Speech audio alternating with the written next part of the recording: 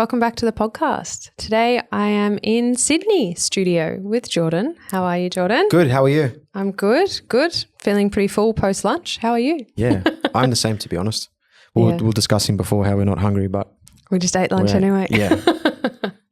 Vietnamese. Good stuff. Good stuff. Also, should we be eating lunch when we're already full before we're trying to record podcast? No. Definitely not. Are we going to go into a little food coma? Maybe. We'll see. We'll see. We'll see how many listens this episode gets. We'll judge it off that. So today we're doing a little coffee and chats catch up, which we did one last month, and we got a lot of good feedback, and we've just got a few questions. The idea of these is to us to catch up and chat about work and business, but also just to give you guys a little bit of a glimpse into who we are potentially outside of the podcast a little bit more and share our personality, as Jordan loves getting vulnerable. Yeah, heaps. Thumbs up to the camera. That's what we're here for. That's what we're here for. Yeah. We were chatting before we started about doing some BTS. What's it? User-generated content? Yeah, go for it. I don't know. You're telling the story. User-generated, employee-generated content. Bang. So Petra asked Zara to record some videos so we can make some reels. Yeah. And I just watched Zara go around the office and record walking in. Yeah. Emma was like, your admin was like, wish I knew you were creating content today. Yeah. I was like, yeah, Petra's asked me to create content for 6 months. So I was supposed to start yesterday and here I am starting at 2:30. So yeah, that's all right. Sorry, Petra, we'll make it work. Yeah. Promise. So should all businesses be doing this stuff? Yeah, totally. Yeah. Behind the scenes glimpses. So you know how you did it before? Yeah. So for those listening, Zara literally got up, walked outside and then walked back in and just recorded and we waved and whatnot.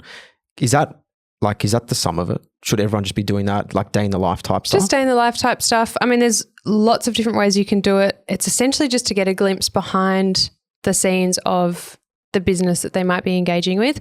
And the reason that it works, particularly with like this personal kind of approach, is back in the day when we used to rely on brick and mortar stores, we would go in and we'd build a connection with the business owner, the person behind the counter that we were buying something from and having that conversation with. And since we've shifted into the digital space, we have lost quite a lot of that. And so when consumers are trying to make a decision or a buying decision, there's still all of those same components that were really important in terms of that emotional kind of decision making. And we can use social media as a way to share that same element and build those relationships. Yeah, for sure. And I think it's always on my feed now when I just see like a day in the life video and it really does capture my attention. Yeah, it's interesting because it's also, you know, an accountant. I know what you're doing. Well, I mean, I kind of know what you do in your day to day, but like there's so much behind the scenes that goes on between you and your team and like conversations you're having with clients and what you're working on that you just wouldn't know. Yeah. And that's the stuff that's engaging for people. Yeah, for sure. And I like seeing it in all industries too, to be honest. Yeah. Because you see all the behind the scenes stuff, how they interact with their staff members and whatnot. And I always find myself watching them. So even from whether it's a brand perspective or just a business in general, I think it's really cool content. Yeah. Even like trades, I think that's really cool. And I think potentially something that people maybe miss out on, or they think, oh, well, no one wants to follow me around in the work vehicle as I like reline a pipe. It's like, no, actually people kind of want to know that because they don't know how to do it. And it's something that they wouldn't probably be exposed to in their regular day-to-day life. For sure. So especially, you're right, when they're actually in there doing the work, it's like, oh, cool. So that's how that works. Yeah, that's how that is. Yep. Just exposure to something you wouldn't see otherwise. That's what's engaging. Yeah, I agree. It always gets my attention, that's for sure. So there you go. User-generated or employee-generated content because it's about your team. User-generated content is kind of what we would like, and I guess to like influencers. Yeah.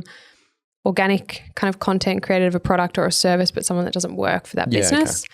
Okay. And then, you can go into, there's lots of different content pillars that can be developed out of that, but that's, I guess, a content style. Yeah, okay, cool. Yeah.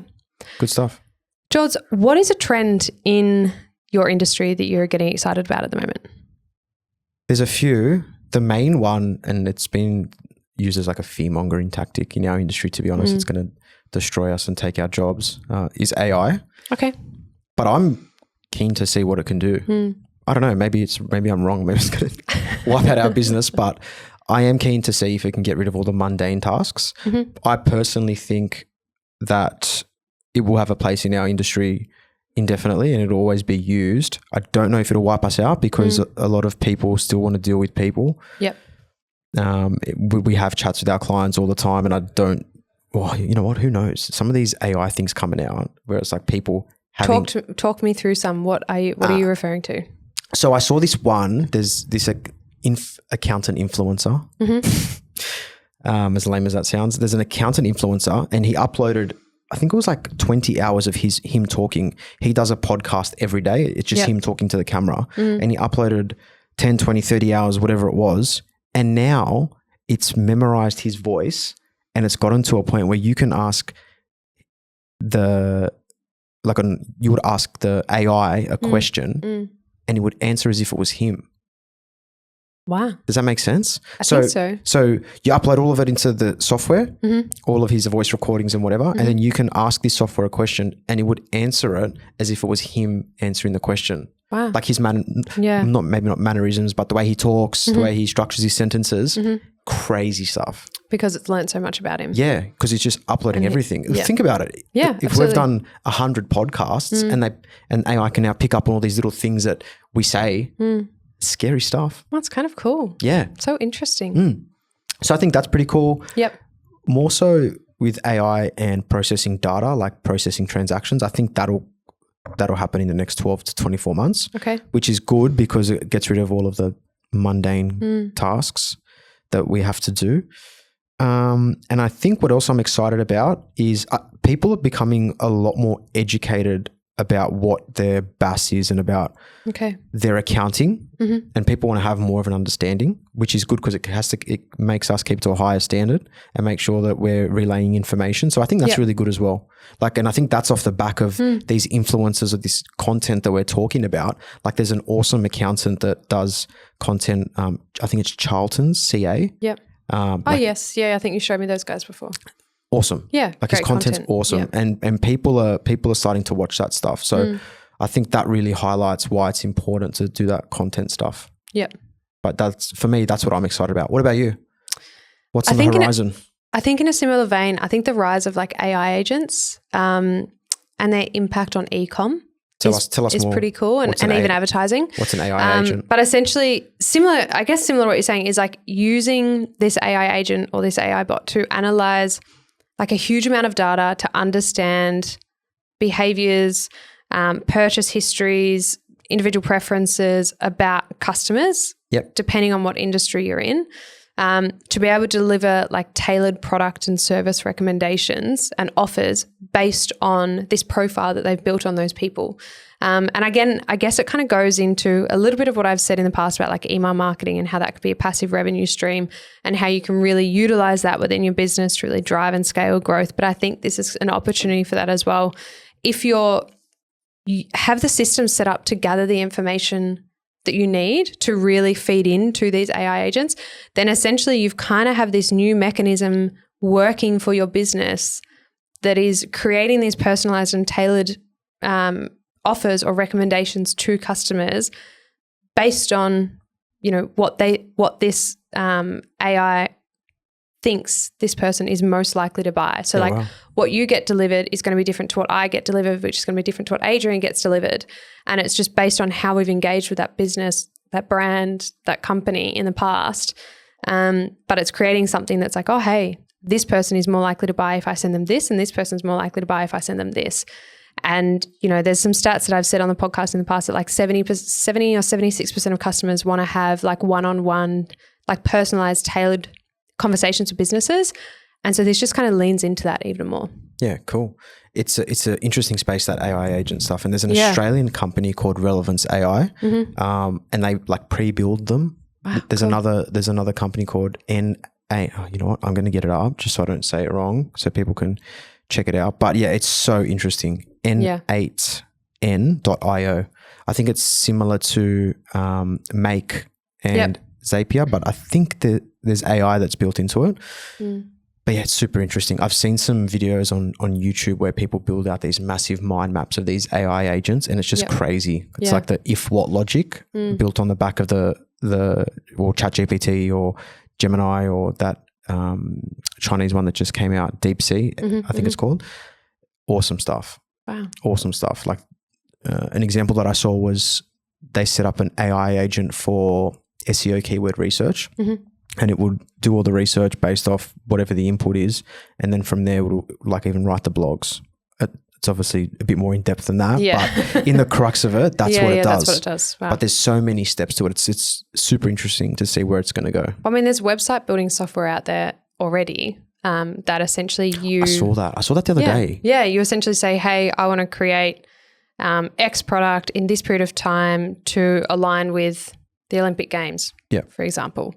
Create me a website, and it builds based on all of its templates and all the information out there. It builds a website. Yeah, it's actually, there's an Australian company. There's three, I think it's three brothers, the Grief brothers, and forgive me if I've pronounced that incorrectly, but they've just invested in Reloom is what it's called. Okay. And it's utilized by web developers and agencies to build websites quickly. Yeah. It's sick. Google it and have a look at what it does. It's so cool. Check it out for anyone that's listening. But it essentially does all the sitemap, the wireframe, style guide, all in one place. That's amazing. And I mean, at the end of the day, like I know there's so many people out there and different generations obviously have different thoughts and different feelings towards AI. But a software like this only means that you can split test faster, you can fail faster, you can get things built faster, which means there's an element of like maybe it's more affordable, it's more accessible to a lot of people. You don't necessarily have to start with like a C grade version of something. You can get out there and get your product out there and, you know, essentially build the research and understand if someone wants something.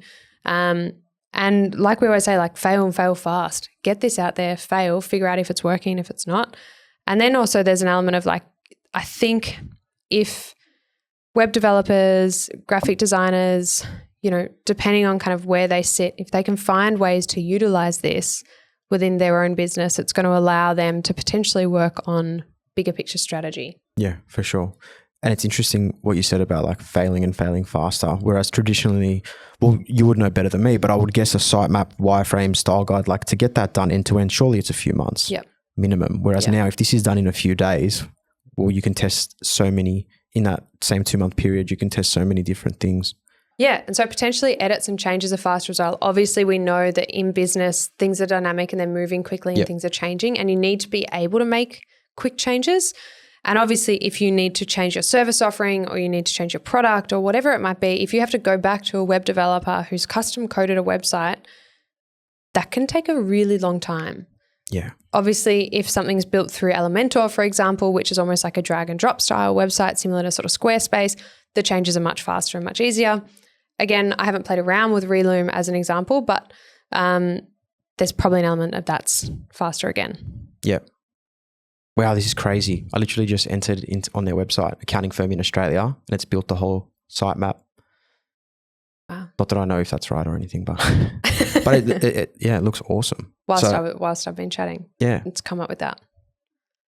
Awesome stuff. I think as a business owner, whether it's this, if it's something as simple as automating a task that takes you 10, 15 minutes a day, you have to be on top of this stuff. And it's, like we said, it's moving so quick. Yeah. But it's also becoming easier for not a normal person, that's not the right word, but someone who doesn't have any idea what's going on. All these new tools are coming out and making it super easy. Like literally just then I typed in accounting firm website and it's just built it out. Yeah. So it's crazy. You just got to stay on top of this stuff. Otherwise you will get left behind. And if it means you can make your business more efficient by 5-10%, then it's just a no-brainer. Yeah. Yeah.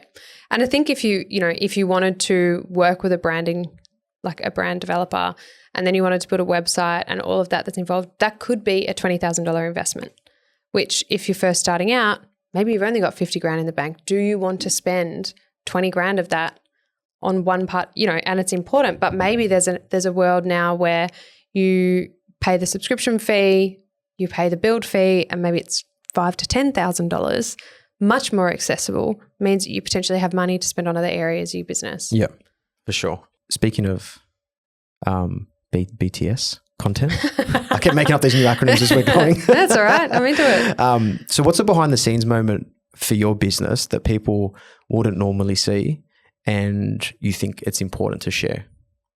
That's a deep one. That is a deep one.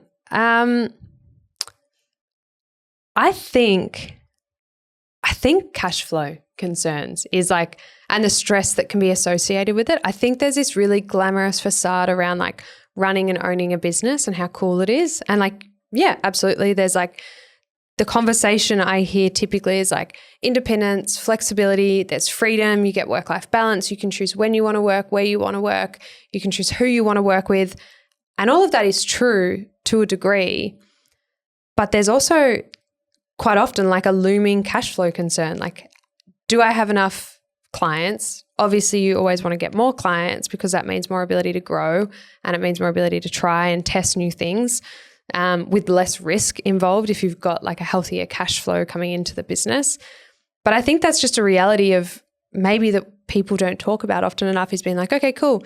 Is there enough money in the bank to pay everyone this month? Is there enough money in the bank to pay tax with that? Or do I have to do like a payment plan, which we know that like the ATO doesn't love doing payment plans, but is that something that you have to do, you know? So I think it's something that is important. I would say that there's probably a lot of business owners that think about it. Yeah, for sure. You know, financial concerns and financial, just cash flow stresses. But I don't know how many or how often people talk about it. Yeah. I think, you know, quite often there's, again, like I said, that facade of running a business. Or it's not a facade, it is a reality. There is a lot of flexibility. There is the ability to dictate when and I guess how much you want to work. But on the other side of the scale is, okay, maybe you want really healthy work-life balance, but maybe the cash flow is a little bit low. So yeah, I just think it's a balance that maybe isn't talked about often enough. Yeah, cool. What about you? It's a good question. It is a good question. I think like behind the scenes thing for me anyways is like sometimes there are days where you just don't want to do anything. Mm-hmm. Like and I think it's normal to have those days as a business owner. And I had it on Monday where it's like, just for no reason. Yeah. Just for no reason at all. But it's like just sort of going through the motions on Monday and it's just like, I don't know, do you want to do this? Maybe not, that's not the right thing to say, but not do you want to do this? But it was just one of those days. Yeah. Where you're just not motivated. Anything that could go wrong went wrong. I think those days, I think everyone has them and it's so normal. And yesterday as well, it was funny. My friend Simon, who you've nicknamed Si. Yeah, hey Si. I had a meeting with him and I messaged him, hey mate, I'm running 20 minutes late. I thought it was at his house. And he messaged me and he goes, I'll wait in the car park. I was like, wait in the car park? I called him. He goes, are you on the way to his factory, like where his work is? And I said, no, I'm on the way to your house. Where are you? He's like, I'm 5 minutes away from the car park at your office. I was like, oh no. Oh, day summed up perfectly. But you got to laugh. Yeah. And we had a laugh. But I think, yeah, it's okay to have bad days and it's pretty normal. And I think like you said, you know, do I want to do this? And then you kind of backtracked. I think that's a totally normal thought though. Like I think there is a reality that being an employee is easier to a degree. Like you have a consistent flow of income, you have consistency in the work that you're doing, you have ability to grow and negotiate your salary, you have the ability to kind of take on new opportunities and try new things. Chuck a sickie. Yeah, chuck a sickie if you want to, if you need to, you know, but you don't have that, I guess, in the flexibility that comes with owning your own business. You kind of don't have the flexibility or the freedom of being like, I know how much money I'm getting this week because, you know, whatever. Yeah. You're on a contract or you know. Whatever it is. Whatever it is. So I think it's like those thoughts are so normal. Yeah, and it is. So, like, you know, I reckon I had that thought, was it like last week or started this week? Maybe I think it was last Friday. I was like, yeah. Being an employee would be pretty sweet right now. Wouldn't have any of these stresses. I think, I know everyone goes through it because I speak to heaps of people every week and it's always a little passing comment. Yeah, totally. One of those days. Yeah. Oh, it's just one of those days. Yeah. How's your day been? Swear word, no good. Swear word, that's what it is. So, but I think, you know, there's a nice part of knowing that other people feel this and that it's like, you know, sometimes it's joked about like, it's just one of those days. But everyone goes through it. And sometimes it can be, you know, 3 of those days in a row or 4 or a week and you're going, okay, well, this is, you know, this is a bad week. And you find yourself in a hole, but it's about being able to pull yourself out of the hole. Yeah. Because, well, I think that's why you need to know why you're doing what you're doing and what is your purpose, because it's on day 5 where you don't want to get out of bed when you're like, okay, cool, that's why I'm doing this. 100%. For X person or for X result or whatever it is. Yes. I think that's why it's important to have purpose, because it keeps you, well, it helps you get out of bed when you don't want to. Absolutely. And I think that's it. It's like if you're starting a business for the wrong reasons, then you probably lack an element of that purpose. Yes. But it is that purpose that gets you out of bed every day. Like you said, it was exactly what I was thinking as you were chatting. I was like, that's what you need. And I have to say that that's probably the one component that successful, depending on what you define as success, obviously everyone's got a different definition, but when I talk to successful business owners and entrepreneurs, it is the ability to pull themselves out of that mindset. Yeah, agreed. By having like an abundance or a growth mindset, being able to jump out of that negative spiral, which is so easy to get into, and be like, well, let's pull myself out, see the forest for the trees. What am I doing here? Why am I doing it? And what's my greater purpose? Yeah. And acknowledge that it's a shitty week or like this is a crappy situation. Yep. Things didn't go to plan. Things never go to plan. But being able to pull yourself out of it is the most common trait that I see in business owners. I agree. And anyone that says, oh yeah, no, I'm all good all the time is lying. All of the top entrepreneurs that I read about and that I follow, you always see it. Yep. I saw someone post it, I can't remember who it was, and they just said, yep, this week's not a good one.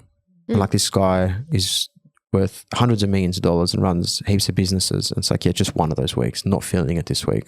Yep. It's like just being real, because you always see the glitz and the glamour, and we always sit here and go, yeah, everything's all good. And we'll talk all the fun stuff. But I think the mental side of things is really important too. Yeah.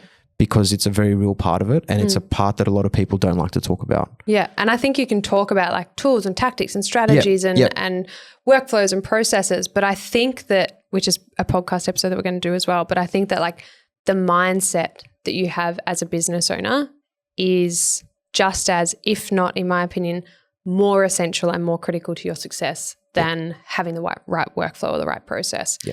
Because you could have a great process, but if you've got a shitty mindset and you're always making decisions from a fear-based position. Mm-hmm. What do you mean by that, like a fear-based position? Well, yeah, so fear-based mindset versus like an abundance or a growth mindset, for example. So fear-based mindset is like making decisions out of a place of like anxiety or fear or stress, primarily driven by like an anticipation of a negative outcome. Yeah, it happens. I sorry to jump in, but I always, when something like that happens, or I've come across something that it's like, I wasn't expecting it, or it was left field, heart rate goes up. It's like, okay, cool. Can't make a call now. Go for a walk. Yeah. Do some breathing exercises, because you have to, because you can't react in, like, you can't just lose your marbles. No. And I think it's like the way to kind of, we're talking about getting that spiral, being able to pull yourself out. I think it's being able to like be aware of where you're at and what's happening. Yeah. And like having that self-awareness to acknowledge the reality of the situation that you're in or the spiral that you're in, and then challenge that thought, that negative thought, whether it's, like you said, by taking a break, like going for a walk, going getting a coffee, closing your laptop, doing something completely different, so that then when you come back to it, you're kind of a little bit fresher. And then I think just have it like, what's the worst that could happen? Yep. Okay, my biggest client just left. Okay, shit, didn't anticipate that. What's the worst thing that could happen, and how could I try and navigate that? Yep. Or like, how can I navigate this scenario? And just trying to, I think, like break it down smaller and smaller steps, so it's not a scary big thing. Yeah. Something that I've done only recently is I actually turn my email notifications off on my phone. Yeah. So I'm not like reactive, because a lot of the times like we'll get hammered with emails between 6 and maybe 12 o'clock at night. And if it's a bad one, it'll throw your whole mood for when you're supposed to have your home time, whether it's with family or whoever it's with. That's something that I've done to try and sort of create some separation. Obviously, if I'm on my laptop, I'm going to see it. But if you're hanging out with friends or family, then I think it's not a bad shout to maybe switch them off. Yeah. So you can switch off, and if you're having having dinner with someone and you get an email, that example, your biggest client's left, it would, whatever you're doing, it's ruined it. Yeah. Doesn't matter where you are, what you're doing. Yep. You're in a spiral and you're trying to solve a problem. Yes. In an environment that isn't ideal for you to solve that problem. Correct. With the lack of resources around you, whether that be through things that you can look at, whether that be through people you can communicate with, because it's 9 o'clock on a Tuesday night, the person you would normally talk to is doing the thing that they should be doing at 9 o'clock on a Tuesday night. That's right. And all you're going to be doing is thinking about it until 2 a.m, shit sleep, and you ruined your week. It happens. It happens. It really does. Yeah. Yeah. Wow. Good stuff. Yeah. The Australian Psychology Podcast. Okay. Well, moving away from potentially that, but I think I think it's important. I think the things we spoke about are important, but a bit more of a personal kind of question. What is a misconception that people have about you, or something that people don't know about you that you would like people to know, that would be interesting, that might open up a different door into your personality? He's getting vulnerable here. He's uncomfortable. I am uncomfortable. I think it's it really does piggyback off the last thing we just spoke about. It's like having those bad days and not always put on a happy face, regardless of where I am. Yep. And people will see that and go, oh, it's all good, but it's not. Yeah. Sometimes the mask is hard to keep on when you're at work and when you do have things going on personally. But it's just, it's just what I do. And I think what a lot of us do, to be honest, regardless of whatever you're going through personally, it doesn't have to be anything dire. It can be small. And if that's what's going on in your life, then, that's the most important thing to you. And there's nothing wrong with that. You might think it's small, but if that's affecting you on your day to day, that's fine. So I think it's about, for me, it's always been trying to keep personal things, whatever's happening in your personal life, completely separate to work. So you come to work, you do your thing, you have a laugh, and then you get on with it, regardless of what's going on in your personal life. Yeah, everyone's going to think there's something catastrophic going on, but it's all good. Yeah, it's all good. Yeah. Do you think that ever the face or the mask that you put on, do you feel like it ever bleeds into other areas of work or life that you wish you could take the mask off? No. Okay. No. I wear it's glued on. It's glued on with super glue. Yeah. I just think that it's normal to to do that, because I speak to people that do that as well. Yeah. And it's just something that we do. Yeah. I don't know if that made sense. Yeah, no, it did. And I think as a business owner, you kind of have that other added element as well of being like, there's a team of people or clients that are looking at me with, as a leader, quote unquote, of a business. Yep. And I need to show up in a particular way to keep things productive, to keep things moving, to keep their energy in the right place so that business runs as usual. Yeah. Yeah, that's it. Yeah, I totally get it. Yeah, that's what I was trying to say. Yeah. You said it well. I get it. I get it. Yeah, because that's the thing, like the show goes on. Yeah. That's what I've always said. It has to go on, yeah. Because if the business owner doesn't show up, or if there's no money coming in, well, your problems are going to get 10 times worse. If you have a mortgage, you have rent to pay, kids' school fees, whatever it may be. Deep. Yeah. I appreciate the vulnerability. That's okay. I tried. You did well. You did well. I'm sweating. That's okay. What about you? I'm kind of a firm believer in the fact that you kind of can't get everything from one person. I guess in a similar vein of like what you said, I think we kind of show up as different versions of ourselves depending on the environment, depending on who's there, depending on, the dynamics of that environment. And so I think that, who you are at work versus who you are with friends versus who you are with family, they can be, or for me in particular, I think they are really different people. Yep. I think who I am at work is quite different probably to who I am with my friends. And I think on the flip side of that, and I think who I am with my family is also probably different to who I am at work. And so I think maybe one thing that people don't know about me is that like I'm a little bit witchy. Yeah, you said this. I'm very curious to see where this is going. Like a little bit hippie. I'm really into like the moon and moon cycles. Yep. And like understanding like what moon you were born under and how that impacts how like the traits and the behavior that you've developed. What does that mean? Like what moon you were born under? So if like the day that you were born under a full moon versus a different phase of the moon. So there's like, a waning crescent and like. What does that mean? It's just a different time of the moon, different cycle that the moon is in. So like just understanding how, I think it's just a general interest that I have. I think I'm kind of like, I know I'm a big believer in like an energy and like manifestation. And I believe in like that an abundance mindset is probably going to get you a lot further than you anticipate or expect it would. Yep. My moon phase was last quarter. Interesting. What does that mean? I don't know. Oh, take it out. I just Googled it. It's something that I've just like started getting really interested in. Okay, cool. So for example, like James was born under a full moon, and typically someone that's born under a full moon is like quite generous. They're very like giving with their time. They invest their like 100% of themselves went into something when they try something. But now I want to know what last quarter is. Me too. If you're born under the last quarter moon, you will have the gift of deep understanding, intuition, and truth. This will be both a blessing and a curse. On the one hand, you will have deep insights into life and the nature or reality, meaning you easily see through mainstream opinion and ideas. Do you think that's you? Yeah, I think it's pretty close. Someone who's deeply reflective, letting go of the past, focus on closure, naturally drawn to bringing things to a completion. Yeah, cool. So what's your moon? I was born under a waning crescent. What is that? Sounds like a Harry Potter thing. People born under a waning crescent typically have this like wisdom beyond their years, or they're like a visionary or like a natural psychic and have like quite a creative imagination. Yep, I see it. Really? Yeah. You don't? I don't know. No, I do. I think you don't have Snapchat. Yeah, I do. Wise. I think maybe that's just a difference in us. Yeah, true. I didn't know that about you. You didn't? No, I didn't know you were a witch. Yeah. A witch. I'll be careful now. So anyway, I got a Snapchat from a friend before, and I asked Zara if she had Snapchat, and she said no. What were your words actually?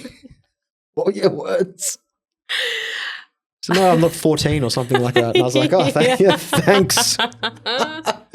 Anyway, side note. Yeah. If you have Snapchat and you're older than 14, you're a weirdo apparently.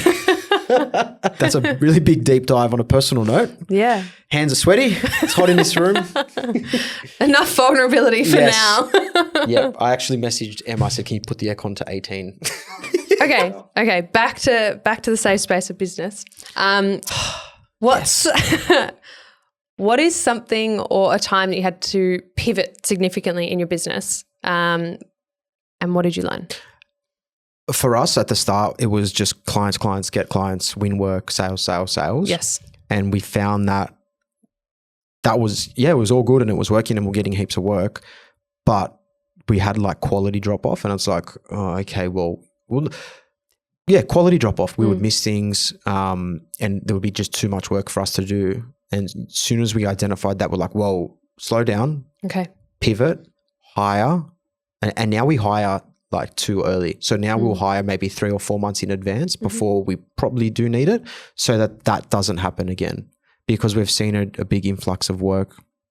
And the thing is, when we win a new client, it's not like, okay, from today going forward, we're going to do your tax return and BASs. A lot of the time there could be 3 BASs outstanding and a tax return. Yeah. So it's a lot of work to catch up on. And it's something that we had to really shift from the start and be comfortable with it, because it was a large cost for us. Yeah. Like every time we want to hire someone, if we go to a recruiter, it's a 17, 18% of their gross wage. If that's $100,000, it's $18,000 in recruitment fees. So it's something that we pivoted really quickly, because Dan and I don't want to have service drop off or quality drop off just to win more work. We're very comfortable in going 2 or 3 steps backwards and wearing the cost of a wage for 1 or 2 months more than necessary. So that way we can try and avoid that. And look, it's still a work in progress, but that's what we've found is working for us now. And that's something that we have to move quickly, because we had a big influx at the start. Yeah. And so when you do bring that person on a little bit sooner, what would you say? I guess I'm just trying to think about like if there was someone that was listening that maybe was in a position where they were like, oh, I've got so much work on, I don't know what to do. Would you have like 25% of a job like in terms of work that you would then be reallocating, or is it like you wait until you're at a point where you're like, oh, I see leads increasing, I haven't converted any? Like, what's your tipping point to bring that person in? Yep. It's just based off turnover. Okay. We work out what level of or what revenue someone at X salary should be managing. Yep. And we work out based off how many people we have now at the office. There's a few different ways to do it. You can do it off that. You can do it off revenue per staff member, which is a very common one in our industry. And then once we're probably 50% of the way, I would say, then we'd pull the trigger. Based off our lead flow for the past 6 months and our average client value, we'll be able to get pretty close to estimating when that person's going to get to full capacity. Yeah, wow. And have you ever gotten to a point where you've brought someone on and it's been like a slower increase to get to them to full capacity? For sure. Yeah, it's okay. not. Look, it's not guaranteed. It's not guaranteed. Yep. I mean, we go off averages. Yep. But sometimes that's not the case, and sometimes something comes up left field. So it's worked for us. Cool. But again, we wouldn't just do it. We would make sure we're in a strong cash position too. Yep. So cash flow, like you said before, it's super important. Yeah, absolutely. Yep. Yeah, I think actually probably not necessarily, I guess similar in a sense of like, I would say for the first 8 months, we were sort of focusing on selling a particular service and promoting a particular service that we recently have decided that we want to move away from, which obviously as part of that comes with like different processes and systems and all that sort of stuff. But it was more so, it kind of came up organically in that we were pushing a particular service that we had the skill set internally, we knew how to deliver it, we knew how to deliver the results. And then we kind of got to a point where the conversations that I was having with business owners was they weren't necessarily interested in that anymore. And it was sort of shifting into this different phase where we still had the skill set, but we probably didn't have the systems and the workflows built around that skill set or around that service. Yep. But it's something that is a higher value service. I think it actually alleviates pain points for business owners much more. And I think in particular, so what I'm talking about is like CRM systems and building out and developing those processes. And I think it's something that like almost instantly, once it's built and created and in operation, business owners have a huge weight lifted in terms of like time management and like where they're spending their time and their ability to kind of focus in a different potentially revenue generating area. I think that's probably the core thing, and it's been interesting because it's obviously been like obviously a mindset shift that's potentially changed the way that we deliver business, the way that we're communicating with business owners, looking into different software and different programs that we want to be implementing. But it's exciting because it's also we're following the trend and the wave of conversations that we're having, which I think is really important.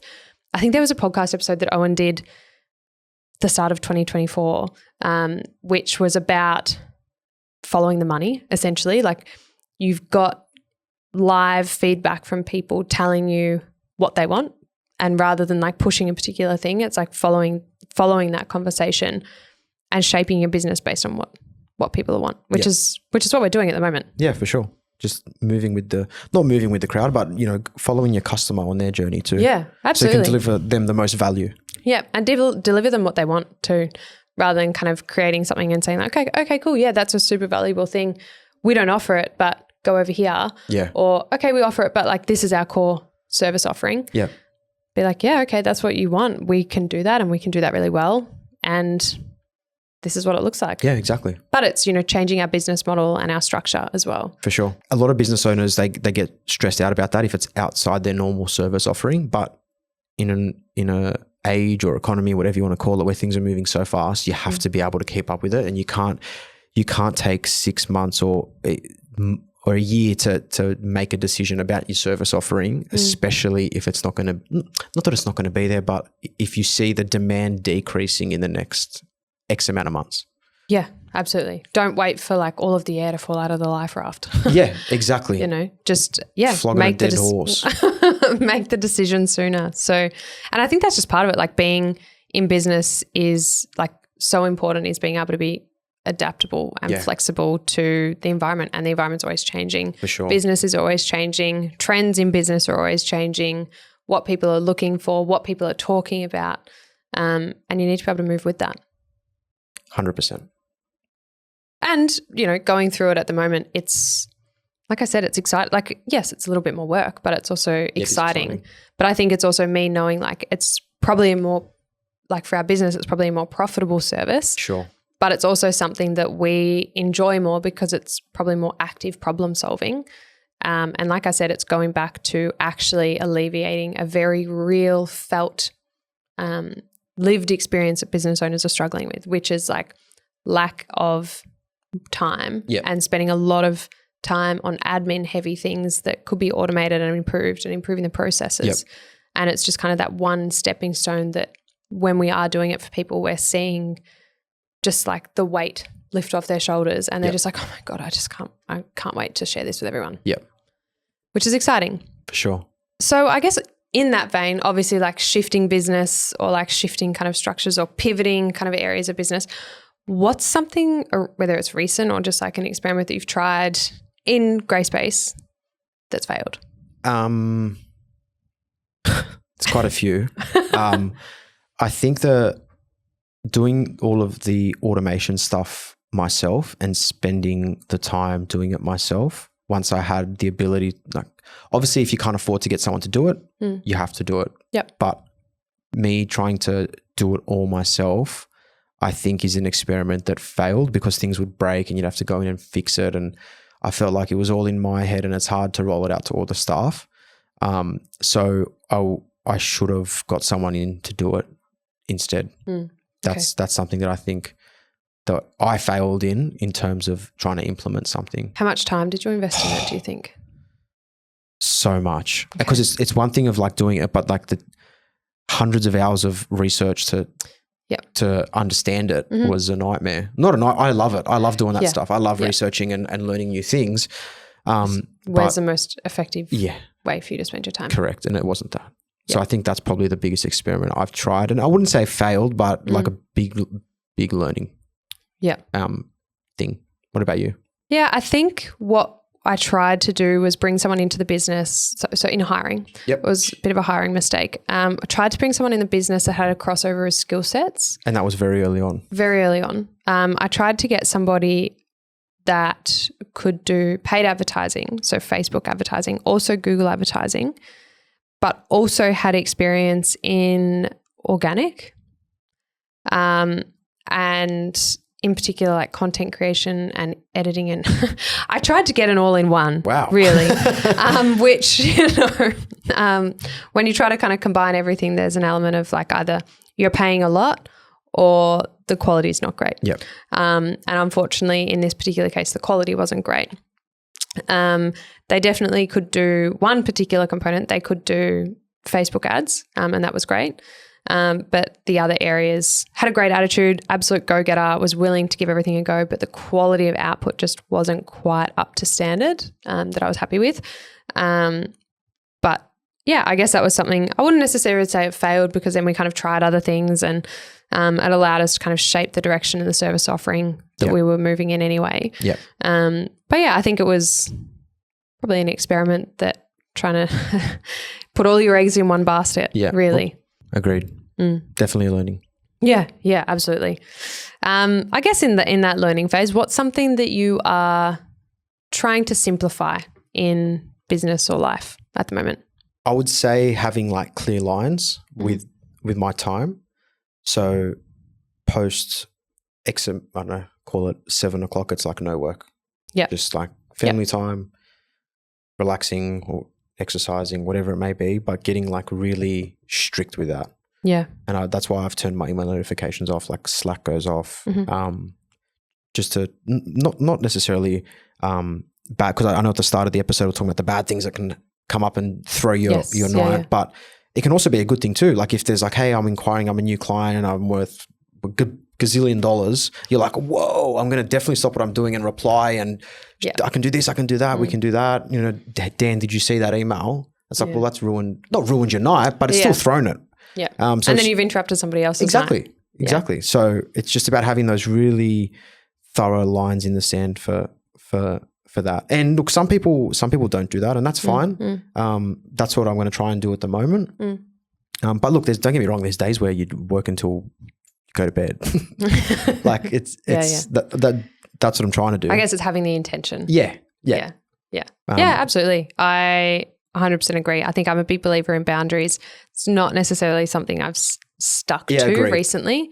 Or I have phases where I'm really great at having my boundaries and putting them in place and sticking to them. And then there's phases where I just like totally drop off. But I think recently, when I say recently, probably in the last fortnight, I've really tried to just draw that line in the sand to have better work-life balance, but also to have like a fresher perspective. And, my partner at the moment is like working weekends and nights just because of like the shape of his work and the clients that he's working with at the moment.